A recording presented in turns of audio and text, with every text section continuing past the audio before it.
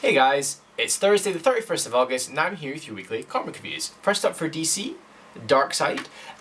So these are the Jack Kirby specials that have been coming out, and this week is actually Kirby's centenary, 100 years of Jack Kirby's birthday.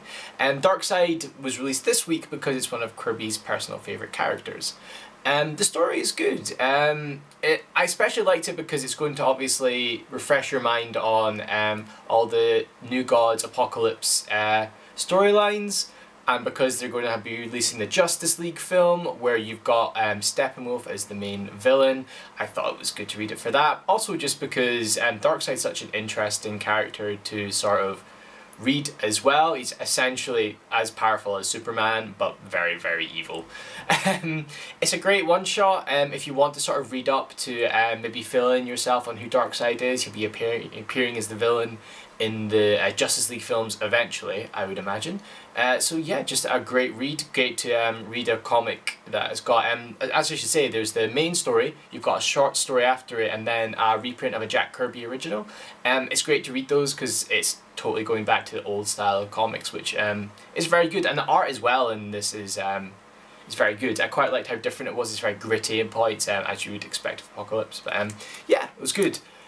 For Marvel this week, you've got the culmination of the Secret Empire arc that they've been doing. Just to let you guys know, I will be doing spoilers.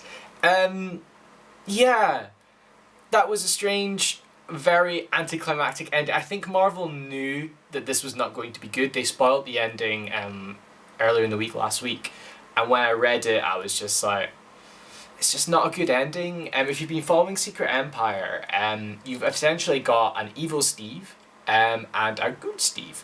Evil Steve is Hydra. He has a cosmic cube, and he's sort of trying to remake the world. Well, in this comic, he remakes the world in Hydra's image, and through typical comic book shenanigans, he's confronted with cosmic cube. He's confronted with good Steve, and you have this battle for the hearts of the people between what Steve Rogers, Captain America, stands for and what Steve Rogers would stand for if he was Hydra, if he had that more authoritarian streak.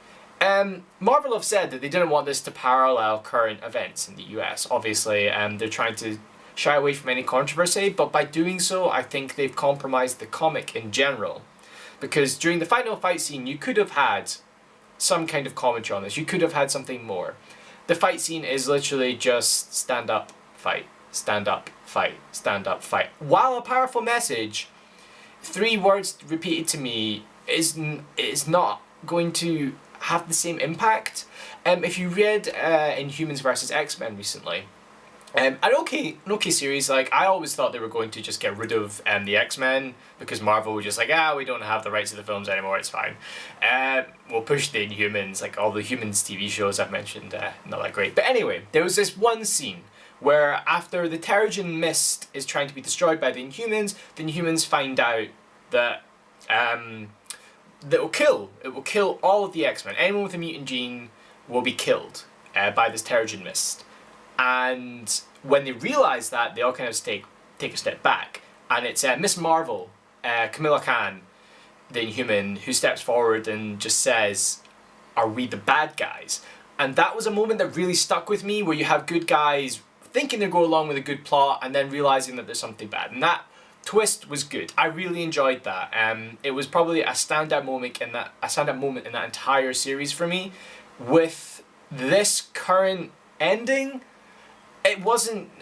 It was Deus Ex Machina. We knew it was going to happen. We knew it had to be Deus Ex Machina. But you could have had a point. You could have made something more poignant with this, and Marvel chose not to.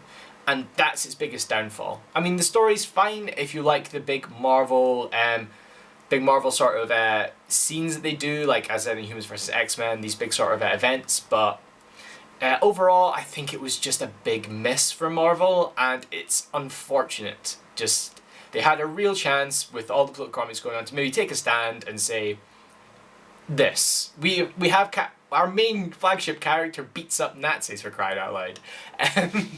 But they didn't. So, a bit of disappointment from me, but what can you do? And then from disappointment to amazing for our independence, we have Saga. I have always loved Saga. I love that it came back a few months ago.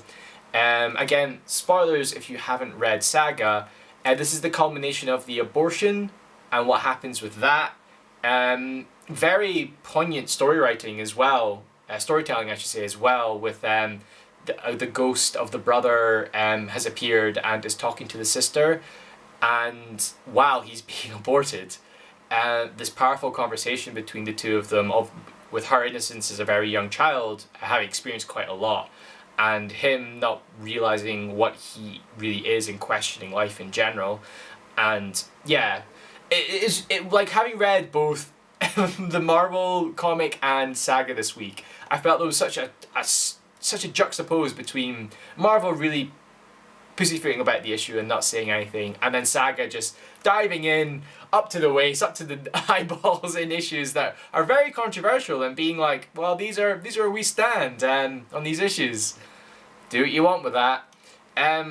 If you haven't read Saga and this is interesting to you, I would highly recommend picking up Saga, a space opera style comic with two, it's almost Romeo and Juliet-esque, two star-crossed people that shouldn't be together but are together, have a kid, and that kid's a mix of the two races, and they have to basically hide this child and flee, because if the child is found, it will be killed, because it represents union between the two nations who have been at war. Like, the wings and the horns have been at war for like hundreds of years. But yes, a great comic, and it was so refreshing to read that after Secret Empire.